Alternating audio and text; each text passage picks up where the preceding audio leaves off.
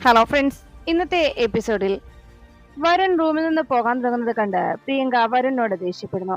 പിരിയുന്നത് വരെ എന്റെ പദവി ഭാര്യയെന്ന് തന്നെയാണ്, അതിന്റെ അധികാരവും അവകാശവും ഞാൻ കാണിച്ചിരിക്കുമെന്ന് പറഞ്ഞ് പ്രിയങ്ക വരുണിന് നേരെ ദേഷ്യപ്പെടുമ്പോ അത് കേട്ട വരുൺ പറഞ്ഞു, മാറി നിൽക്കടി എന്റെ മുന്നിൽ നിന്ന്, എനിക്ക് പോണം, നീ എന്റെ മേൽ നിന്റെ അധികാരങ്ങളൊന്നും പ്രയോഗിക്കാൻ നോക്കണ്ട എന്ന് പറഞ്ഞ് വരുൺ പ്രിയങ്കയോട് ദേഷ്യപ്പെടുമ്പോ അത് കേട്ട പ്രിയങ്ക പറഞ്ഞു, എന്തായാലും നിങ്ങൾ എന്ത് പറഞ്ഞാലും ശരി, ഇനി നിങ്ങളുടെ ഇഷ്ടത്തിന് ഞാൻ വിടില്ല, ഇപ്പോ നിങ്ങൾ എന്തായാലും ഇവിടെ നിന്ന് പോകുന്നില്ല എന്ന് പറഞ്ഞ് പ്രിയങ്ക ബലം പിടിക്കുമ്പോ വരുൺ പ്രിയങ്കയെ മാറ്റി നിർത്താനായി ശ്രമിക്കുന്നു. അപ്പോഴേക്കും പ്രിയങ്ക പറഞ്ഞു, ഇല്ല വരുൺ, വരുൺ പോകുന്നില്ലെന്ന് പറഞ്ഞാൽ പോകുന്നില്ല, അത് തീർച്ചയാണെന്ന് പറഞ്ഞ് പ്രിയങ്ക വരുണിനെ പോകാൻ അനുവദിക്കാതെ മുന്നിൽ തന്നെ നിന്നു. ഈ സമയം അവർ രണ്ടുപേരും തമ്മിലുള്ള ബഹളം പുറത്തുനിന്ന് കൽപ്പന കൃത്യമായി കേട്ടുകൊണ്ടിരുന്നു.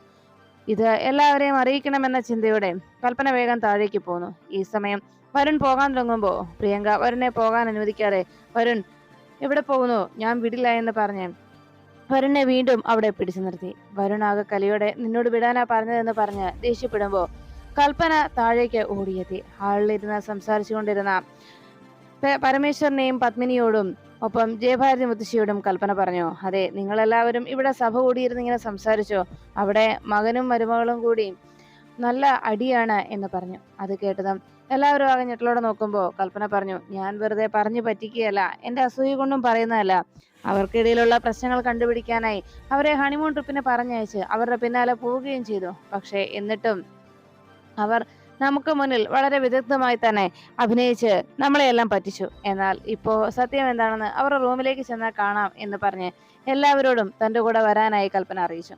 കൽപ്പന പറഞ്ഞത് പ്രകാരം എല്ലാവരും എന്താ കാര്യം എന്നറിയാനായി വേഗം വരുണിന്റെയും പ്രിയങ്കയുടെയും റൂമിനരികിലേക്ക് ഓടിയെത്തി.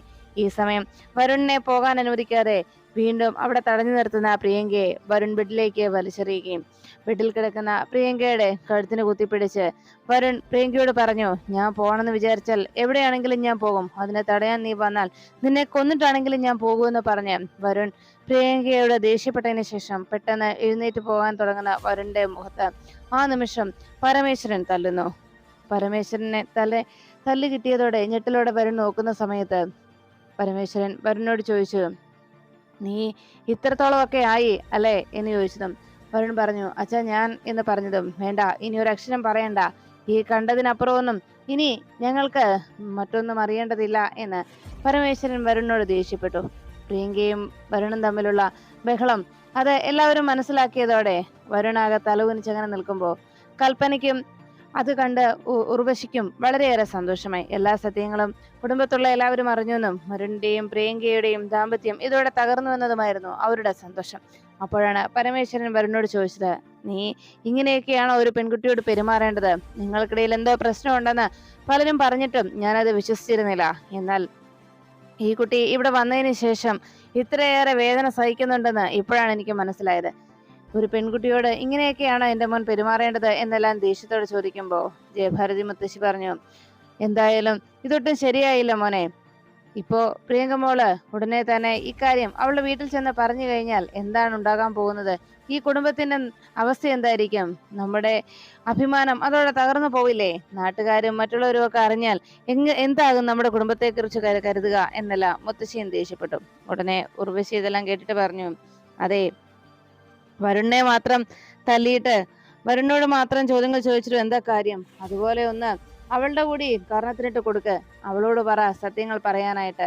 എല്ലാവരുടെയും മുന്നിൽ നിന്ന് ഇത്രയും നാളും നമ്മളെയെല്ലാം പറ്റിക്കുകയായിരുന്നില്ലേ ഇവർ രണ്ടുപേരും ചേർന്ന് എന്ന് ഉർവശി പറഞ്ഞതും കൽപ്പന പറഞ്ഞു, അതെ, ഇവർ രണ്ടുപേർക്കുമിടയിൽ പ്രശ്നങ്ങളുണ്ടെന്ന് ഞാൻ നേരത്തെ പറഞ്ഞതല്ലേ, പക്ഷേ അവർ രണ്ടുപേരും നമ്മളുടെ മുന്നിൽ അഭിനയിച്ച് ഫലിപ്പിച്ച് നടന്നപ്പോ എല്ലാവരും അതാണ് സത്യമെന്ന് കരുതി.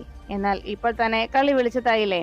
എന്തായാലും പ്രിയങ്ക എല്ലാ കാര്യങ്ങളും നമ്മളിൽ നിന്ന് മറച്ചു വെച്ചിരിക്കുകയായിരുന്നു എന്ന് ഇപ്പോൾ എല്ലാവർക്കും മനസ്സിലായില്ലേ എന്ന് ചോദിച്ചപ്പോ ഉടനെ പരമേശ്വരൻ പറഞ്ഞു, വരുൺ, ഇങ്ങനെ ഒരു പ്രവൃത്തി അത് നിന്റെ ഭാഗത്തുനിന്ന് ഞാൻ ഒട്ടും പ്രതീക്ഷിച്ചില്ല, ഇത് ശരിയല്ല വരുൺ, ഇങ്ങനെയൊന്നും ചെയ്യാൻ പാടില്ല എന്ന് പറഞ്ഞതും വരുൺ പറഞ്ഞു, അച്ഛാ, ഞാൻ ചെയ്തത് തെറ്റ് തന്നെയാണ്, പക്ഷേ എന്തായാലും ഈ തെറ്റ് തിരുത്താൻ എനിക്കാവില്ല എന്ന് പറഞ്ഞ് വരുൺ വേഗം ഇറങ്ങുമ്പോൾ പരമേശ്വരൻ വരുണിനെ വിളിച്ചു. വരുൺ, നിന്നോട് നിൽക്കാൻ പറഞ്ഞത് എന്ന് പറഞ്ഞിട്ടും അത് കേൾക്കാൻ നിൽക്കാതെ വരുൺ അവിടെ നിന്ന് പുറത്തേക്ക് പോയി. ഈ സമയം പത്മിനി വേഗം പ്രിയങ്കയുടെ അരികിലേക്ക് ചെന്നു. മോളെ, എന്താ ഉണ്ടായത്, എന്താ സംഭവം എന്ന് ചോദിച്ചപ്പോൾ പ്രിയങ്ക പറഞ്ഞു, അത് അമ്മ കണ്ടതല്ലേ എന്തൊക്കെയാ ഇവിടെ സംഭവിക്കുന്നതെന്ന്. വരുണിന് എന്ത് പറഞ്ഞാലും വല്ലാത്ത ദേഷ്യമാ, എന്നോട് വല്ലാത്ത ദേഷ്യപ്പെടുകയാണ്. ഞാൻ അനുഭവിക്കുന്ന എന്താണെന്നും ആരോടും ഞാൻ പറയുന്നില്ലെന്നേ ഉള്ളൂ എന്ന് പറഞ്ഞ് പ്രിയങ്ക സങ്കടം അഭിനയിക്കുമ്പോൾ ഇത് കേട്ടു നിന്ന ഉർവശി പറഞ്ഞു, അതെ, ഇപ്പോഴും എന്താ സംഭവിച്ചതെന്നും എന്താ കാര്യമെന്നും പ്രിയങ്ക നമ്മളോട് പറയുന്നില്ല. അവൾ മനഃപൂർവ്വം എല്ലാം മറച്ചു വയ്ക്കുകയാണ്. അവളും സത്യാവസ്ഥ വെളിപ്പെടുത്താൻ തയ്യാറാകുന്നില്ല, അതാണ് സത്യം എന്ന് എല്ലാവരോടുമായിട്ട് കൽപ്പന അറിയിച്ചു. ഇതെല്ലാം കേട്ട് കഴിഞ്ഞ പരമേശ്വരൻ പറഞ്ഞു, അതെ, ഇനി ഉർവശിയും കൽപ്പനയും ഇവിടെ നിൽക്കണ്ട. ഈ റൂമിൽ നിന്ന് ഈ നിമിഷം തന്നെ നിങ്ങൾ പുറത്തു പോകണമെന്ന് പറഞ്ഞപ്പോൾ ഉർവശിക്കും കൽപ്പനയ്ക്കും അവിടെ പ്രിയങ്കയുടെ നാവിൽ നിന്ന് തന്നെ സത്യങ്ങൾ പുറത്തു വരുന്നത് കേൾക്കാനുള്ള ആഗ്രഹം അതിയായിട്ടുണ്ടായിട്ടും അതിന് അവർ അനുവദിക്കില്ല എന്നറിഞ്ഞതോടെ വിഷമത്തോടെ ഇരുവരും ആ റൂമിന് വെളിയിലേക്ക് പോയി. പിന്നീട് പരമേശ്വരൻ പ്രിയങ്കയോട് പറഞ്ഞു, മോളെ, അച്ഛന് മനസ്സിലാവുന്നുണ്ട് മോള് ഈ വീട്ടിൽ അനുഭവിച്ച വേദന എത്രത്തോളമാണെന്നും ഇപ്പോൾ അനുഭവിച്ചു കൊണ്ടിരിക്കുന്നതും എത്രത്തോളമാണെന്നും. അതുകൊണ്ട് തന്നെ ഈ ഒരു പ്രശ്നത്തിന് ഉടനെ തന്നെ ഈ അച്ഛൻ പരിഹാരം ഉണ്ടാക്കിയിരിക്കും. ഈ പ്രശ്നം ഞാൻ തന്നെ ഉടനെ പരിഹരിച്ചിരിക്കുമെന്ന് പറഞ്ഞതും പ്രിയങ്ക അച്ഛ എന്ന് വിളിച്ച് വേഗം പരമേശ്വരൻ അരികിലേക്ക് ചെന്ന് ആ നെഞ്ചിലേക്ക് ചേരുമ്പോൾ പരമേശ്വരൻ പ്രിയങ്കയെ ആശ്വസിപ്പിച്ചു. ഒപ്പം പത്മിനിയോട് പറഞ്ഞു, മോൾക്ക് ഒരു കാരണവശാലും സങ്കടമുണ്ടാവുന്ന ഒരു കാര്യവും ഈ വീട്ടിൽ ഉണ്ടാവരുത് എന്ന് പരമേശ്വരൻ പത്മിനിയെയും മുത്തശ്ശിയെയും ഓർമ്മപ്പെടുത്തി. ഒരു സംഭവം അങ്ങനെയൊന്നും നമ്മുടെ വീട്ടിൽ സംഭവിക്കില്ല എന്ന് മുത്തശ്ശിയും ഉറപ്പു നൽകി. അതിനുശേഷം ആറ്റുവാശ്ശേരിയില് രാധിക ഉറങ്ങാൻ കിടക്കുന്ന നേരത്ത് രാധികയുടെ ഫോണിലേക്ക് വരുൺ വിളിക്കുന്നു. കോള് വന്നത് കണ്ട് വരുണിന്റെ കോളാണെന്ന് അറിഞ്ഞതോടെ രാധിക അത് എടുക്കണോ വേണ്ടയോ എന്ന് വല്ലാത്ത സംശയത്തിലായി. അവസാനം എന്തായാലും ഇനി എടുത്തില്ലായെങ്കിൽ അത് മറ്റെന്തെങ്കിലും പ്രശ്നമായാലോ എന്ന് ആലോചിച്ച് രാധിക കോള് അറ്റൻഡ് ചെയ്തു. കോൾ എടുത്തതും വരുൺ പറഞ്ഞു, ഹലോ രാധികയെ എന്ന് പറഞ്ഞതും വരുണിനോട് രാധിക ചോദിച്ചു, എന്തിനാ എന്നെ വിളിച്ചത്, എന്നെ വിളിക്കരുതെന്ന് ഞാൻ പറഞ്ഞിട്ടുള്ളതല്ലേ എന്ന് ചോദിച്ച് രാധിക ദേഷ്യപ്പെട്ടു. ഉടനെ വരുൺ പറഞ്ഞു, എടോ, ഞാൻ വിളിച്ചത് എനിക്ക് തന്നോട് സംസാരിക്കണം, എനിക്ക് തന്നോട് കുറെ കാര്യങ്ങൾ സംസാരിക്കാനുണ്ട്, അതിനുവേണ്ടിയാ ഞാൻ തന്നെ വിളിച്ചത്. അപ്പോഴും രാധിക പറഞ്ഞു, വേണ്ട, എനിക്കൊന്നും പറയാനില്ല, എനിക്കൊന്നും കേൾക്കുകയും വേണ്ട എന്നറിയിച്ചു. ഉടനെ വരുൺ രാധികയോട് പറഞ്ഞു, അതെ, ഞാൻ തൻ്റെ വീടിന് പുറത്തുണ്ട്, തൻ്റെ റൂമിന് വെളിയിലുണ്ട്, താൻ വാതിലൊന്ന് തുറന്ന് പുറത്തു വരുവോ എന്ന് ചോദിച്ചു. രാധികയ്ക്ക് അത് വിശ്വസിക്കാൻ കഴിയാത്തത് കൊണ്ട് വേഗം രാധിക വന്ന് ജനൽ തുറന്നു നോക്കി. അപ്പോൾ പുറത്തു നിൽക്കുന്ന വരുണിനെ രാധിക കണ്ടു. പുഞ്ചിരിച്ചുകൊണ്ട് വരുൺ രാധികയെ നോക്കിയതും രാധിക വല്ലാത്ത ടെൻഷനിലായി. ഇല്ല, ഞാൻ വരില്ല എന്ന് രാധിക പറഞ്ഞിട്ടും വരുൺ പറഞ്ഞു, ഇല്ലെങ്കിൽ ഞാനിപ്പോൾ അകത്തേക്ക് കയറി വരും എന്ന് വരുൺ അറിയിച്ചതും രാധിക അവസാനം വരുണിന്റെ ആ വാശിക്ക് മുന്നിൽ അവസാനം വഴങ്ങേണ്ടി വന്നതിനാൽ മനസ്സെല്ലാ മനസ്സോടെയും ആശങ്കയോടെയും വരുണിന്റെ അരികിലേക്ക് പോകാൻ രാധിക തീരുമാനിക്കുന്നു. ഈ സമയം ജീവയുടെ അരികിലേക്ക് ജീവയുടെ സുഹൃത്ത് അവിടെ ക്ഷേത്രത്തിൽ ദൈവപ്രശ്നം നടത്തുന്നതിന് വേണ്ടി അതിനായിട്ട് നിയോഗിക്കപ്പെട്ട ആ തിരുമേനിയെ അവിടേക്ക് കൂട്ടുകാരൻ കൂട്ടിക്കൊണ്ടുവരുന്നു.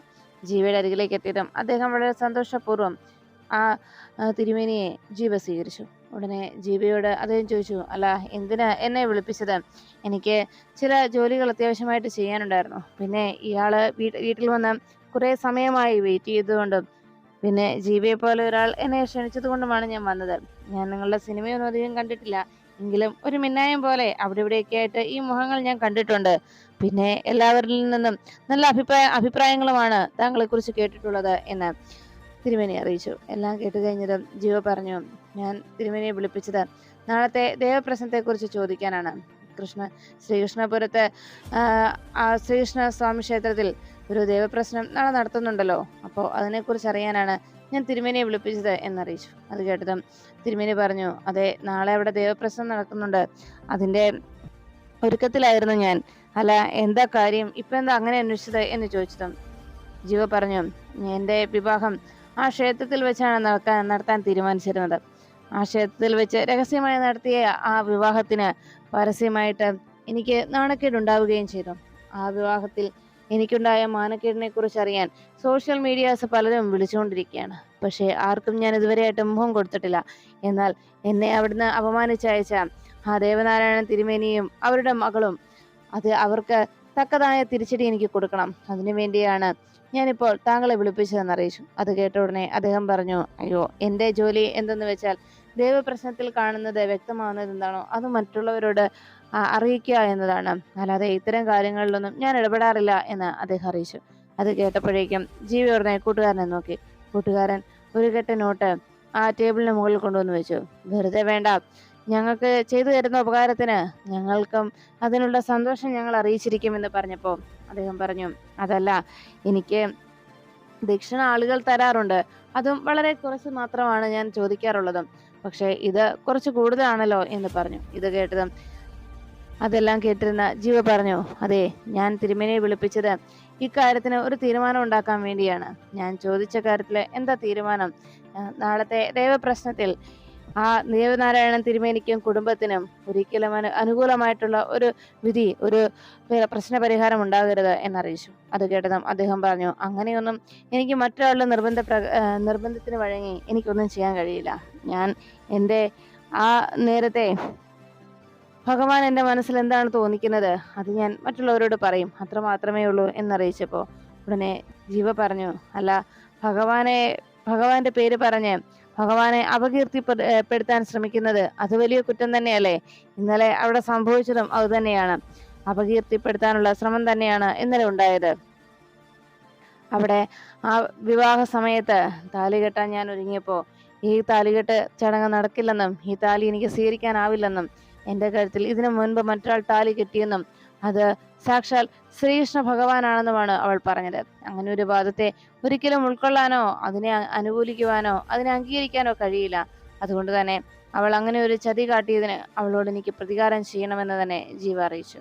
എല്ലാം കേട്ട് കഴിഞ്ഞത് ജീവയോട് ആ പെൺകുട്ടി ചോദിച്ചു, അല്ല, ഇപ്പോ ഇങ്ങനെ ഒരു തീരുമാനം എടുക്കുന്നത് എന്തിനാണ് എന്ന് അന്വേഷിച്ചപ്പോ ജീവ പറഞ്ഞു, എനിക്കുണ്ടായ മാനക്കേട് അതിനുവേണ്ടിയാണ് ഞാനിപ്പോ ഇങ്ങനെ ഒരു തീരുമാനത്തിലേക്ക് എത്തിയതെന്ന് ആ തിരുമേനിയോട് അറിയിച്ചു. എല്ലാം കേട്ട് കഴിഞ്ഞതും തിരുമേനി പറഞ്ഞു, ശരി, നാളത്തെ വിധിയിൽ അങ്ങനെ ഒരു തീരുമാനം അവരുടെ ഭാഗത്തു നിന്ന് വന്നിട്ടുണ്ടെങ്കിൽ ആ പെൺകുട്ടി അങ്ങനെ ഭഗവാനെ അപകീർത്തിപ്പെടുത്തുന്ന രീതിയിൽ എന്തെങ്കിലും പറഞ്ഞിട്ടുണ്ടെങ്കിൽ അതിനുള്ള മറുപടി നാളെ ഞാൻ ദേവപ്രശ്നത്തിലൂടെ തന്നെ അവർക്ക് കൊടുത്തോളാം എന്ന് പറഞ്ഞു അദ്ദേഹം അവിടെ നിന്ന് ഇറങ്ങി. ഉടനെ ജീവിയുടെ അടുത്തിരുന്ന കൂട്ടുകാരൻ പറഞ്ഞു, നമ്മുടെ കയ്യിൽ നിന്ന് വാങ്ങിച്ച പണത്തിനുള്ള ജോലിയെങ്കിലും അയാൾ ചെയ്യുവോടാ എന്ന് ചോദിച്ചപ്പോൾ ജീവ പറഞ്ഞു, തീർച്ചയായിട്ടും അതിനൊക്കെ അദ്ദേഹത്തിന് കഴിവുമുണ്ട്, അദ്ദേഹം ഇതിനോടകം കാര്യങ്ങൾ മനസ്സിലാക്കിയിട്ടുമുണ്ട് എന്ന് ജീവ കൂട്ടുകാരനെ പറഞ്ഞ് മനസ്സിലാക്കുന്നു.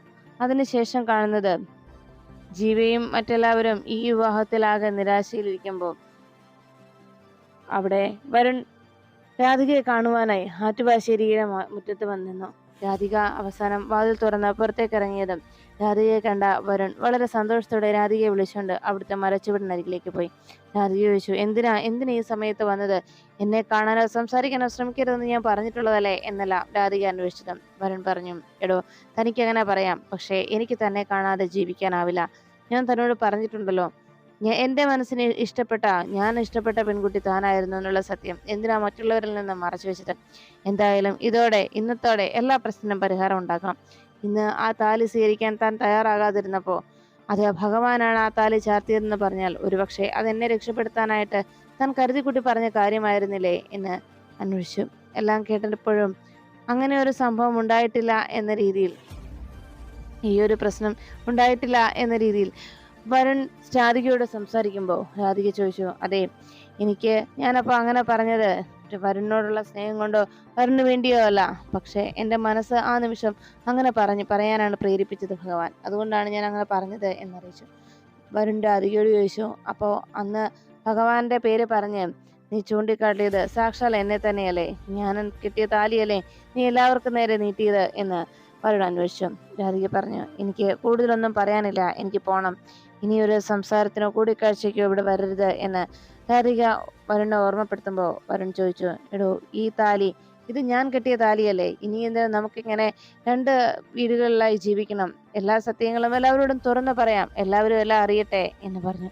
അത് കേട്ട രാധിക പറഞ്ഞു, ഇല്ല, ഈ ജീവിതം തന്നെ അച്ഛൻ നൽകിയ ദാനമാണ്. അതുകൊണ്ട് തന്നെ ഈ ജീവിതത്തിൽ ഇനിയൊരു മടക്കയാത്രയ്ക്ക് ഞാൻ ആഗ്രഹിക്കുന്നില്ല എന്ന് പറഞ്ഞുകൊണ്ട് വിഷമത്തോടെ രാധികയോട് സങ്കടത്തോടെ വരുൺ സംസാരിച്ചതും രാധിക പറഞ്ഞു, വരുൺ, ഞാൻ പറയുന്നൊന്നും മനസ്സിലാക്ക്. ഉടനെ വരുൺ പറഞ്ഞു, വേണ്ട, ഒരു പെൺകുട്ടിക്ക് എന്നോടുള്ള ഇഷ്ടം അത് അവളെ കൊണ്ട് പറയിപ്പിക്കാൻ എനിക്ക് കഴിയുന്നില്ലെങ്കിൽ പിന്നെ ഞാൻ എന്തിനിങ്ങനെ ജീവിച്ചിരിക്കണം? അത് കേട്ടതും ആകെ വിഷമത്തിലായി വരുൺ. ഉടൻ തന്നെ വരുൺ ഈ പ്രശ്നത്തിനൊരു പരിഹാരം കാണണമെന്നുള്ള തീരുമാനത്തിലെത്തി. അതിനായിട്ട് വരുൺ കണ്ടെത്തിയ മറ്റൊരു മാർഗം എത്രയും പെട്ടെന്ന് തന്നെ ഈ പ്രശ്നത്തിനൊരു പരിഹാരം കാണാനായിട്ട് രാധികയോട് വരുൺ പറഞ്ഞു. ഞാൻ ഇപ്പൊ തന്നെ എല്ലാ സത്യങ്ങളും ഇവിടെ അച്ഛനോടും അമ്മയോടുമെല്ലാം പറയാം.